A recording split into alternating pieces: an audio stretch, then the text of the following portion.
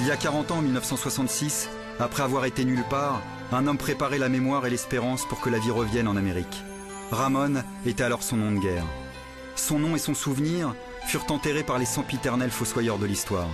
Selon certains, il se prénommait Ernesto et son nom était Guevara de la Serna.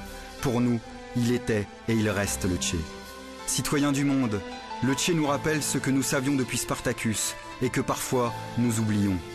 L'humanité trouve dans la lutte contre les injustices une marche qui l'élève, qui la rend meilleure et plus humaine. Pour prendre congé, pour dire « à tout à l'heure », le Che disait « jusqu'à la victoire toujours », comme pour dire « on se revoit bientôt ». Pour les uns, il est mort. Pour d'autres, il s'est juste endormi. Qui est dans l'erreur? Il y a 40 ans, le Che préparait la transformation de la réalité américaine. Et le pouvoir, lui, préparait sa destruction. Il y a 40 ans, le pouvoir affirmait que la fin de l'histoire avait eu lieu dans un ravin, en Bolivie. Il prétendait que la possibilité d'un monde meilleur, différent, avait été définitivement détruite. Il soutenait que les temps des rébellions étaient finis.